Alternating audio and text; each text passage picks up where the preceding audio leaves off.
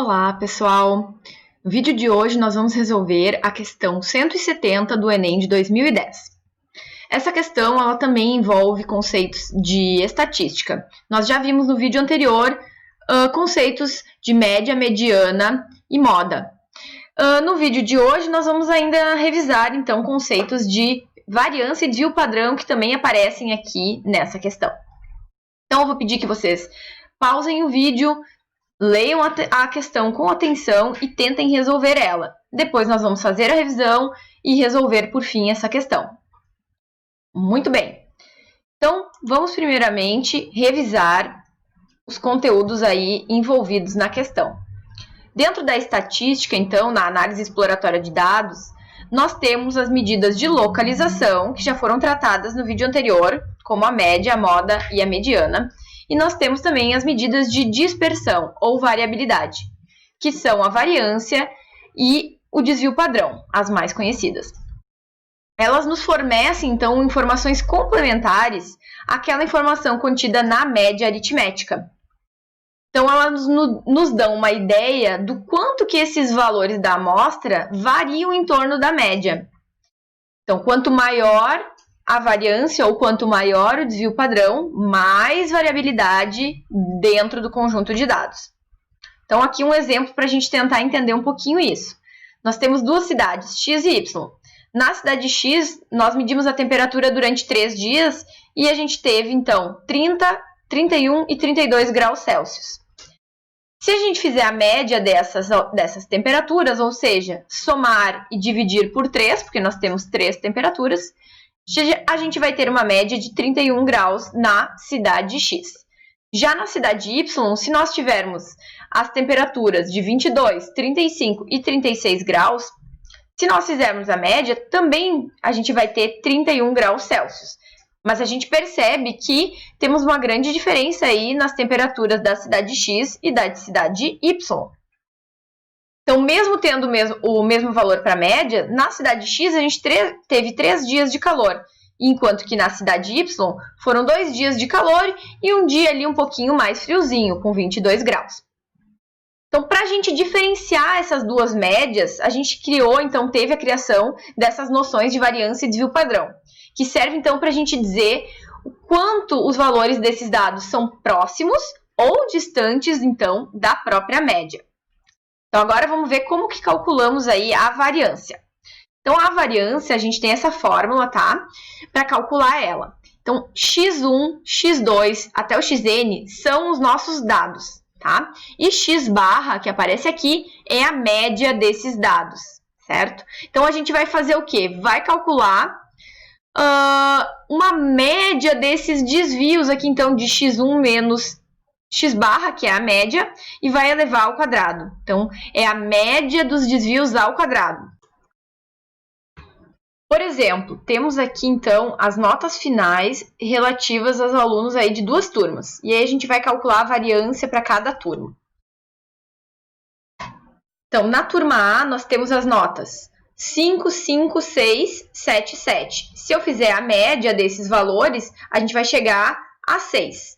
E na turma B, nós temos os valores 1, 3, 6, 10 e 10. E se eu fizer a média desses valores, eu também tenho 6. Então, a partir da média, apenas da média, se eu não tenho ali os valores das notas, não dá para a gente distinguir uma turma da outra. Então, agora a gente vai calcular a variância, porque a variância vai me dizer o quanto que essas notas, elas variam em torno da média. Então, vamos começar aqui com a variância da turma A.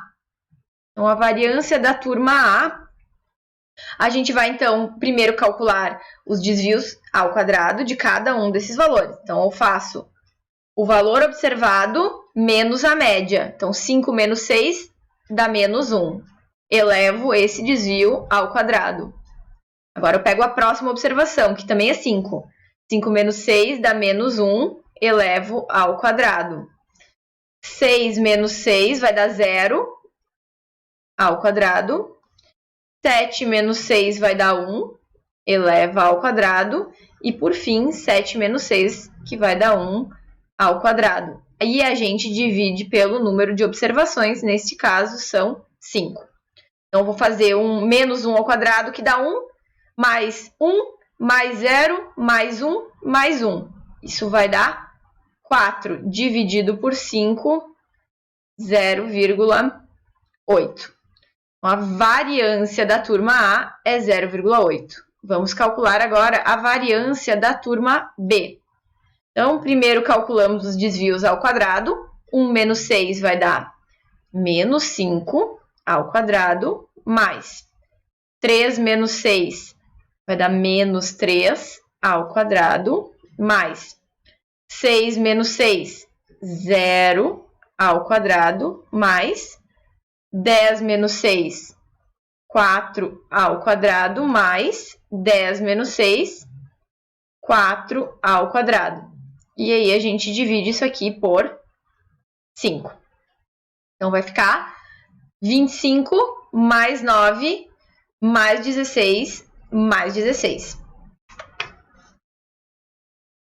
Isso vai nos dar, então, 66 dividido por 5, que dá 13,2. Então, a variância da turma B é 13,2.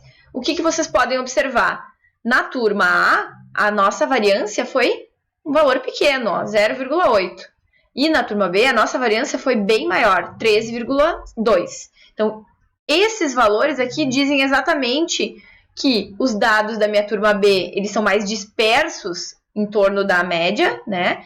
E os dados aí da turma A, das notas, são menos dispersos aí em relação à média, certo? Bom, além da variância, nós temos o desvio padrão, onde o desvio padrão a gente calcula simplesmente tirando a raiz quadrada da variância, tá? Então, para calcularmos aí o desvio padrão, basta eu pegar a variância e tirar a raiz quadrada. Então, se eu for calcular o desvio padrão lá da nossa turma A, basta eu tirar a raiz quadrada da variância, que deu 0,8. Isso vai nos resultar em 0,89, aproximadamente. Se eu quiser calcular o desvio padrão da turma B, basta eu tirar a raiz quadrada da variância, que deu 13,2. Então, a raiz quadrada disso vai dar 3,63 aproximadamente. Então, a gente tem aqui os desvios padrões das turmas A e B do exemplo anterior. Então, a principal diferença do desvio padrão é que ele padroniza, né, essa variância. Então, quando a gente está usando a variância, às vezes a gente tem valores muito grandes quando os nossos dados eles são muito longe da média. E aí, quando a gente usa o desvio padrão, isso dá uma padronizada. Então, geralmente, nós utilizamos o desvio padrão, tá? Que tira esses erros, então, quando temos valores muito distantes da média. Então, agora a gente já pode resolver lá a nossa questão do Enem, a questão 170 do Enem de 2010. Então, tínhamos lá Marco e Paulo, que foram classificados em um concurso, tá? E para eles serem classificados, eles precisavam de uma média igual ou superior a 14, e eles obtiveram os dois, média 15. E ele diz que se eles empatassem, o desempate seria em favor da pontuação mais regular. E aqui a gente tem, então, a noção, né, os valores do desvio padrão já calculados. Então, aqui no Enem, ó, eles deram essa facilitada, né? Eles já deram aqui o desvio padrão, já deram a média para a gente poder, então, resolver a questão. Ali diz, então, que o candidato com a pontuação mais regular é aquele que vai ficar melhor classificado. Então, aqui, para a gente analisar essa questão, a gente só vai precisar olhar para o desvio padrão de cada candidato. Então, a gente viu já que o desvio padrão ele nos mostra como que os meus dados variam em torno da média. Então, quanto menor o desvio padrão, menos ele varia. Ou seja, quanto menor o desvio padrão, mais regular foi a pontuação, então, do candidato aí nas provas. Então, essa questão a gente não precisa fazer cálculo nenhum, basta a gente observar que o desvio padrão do Marco é menor. Portanto, o Marco foi o candidato mais bem classificado. Vamos olhar agora para as alternativas. Ó. Nós temos a letra A e a letra B, que nos dizem aí que o Marco foi o melhor classificado, certo? Temos aqui a A e a B. Só que nós temos que ver a justificativa. Na A diz que foi porque a média e a mediana são iguais. Nada a ver, né? Porque o que vai nos tirar e nos desempatar é justamente a regularidade.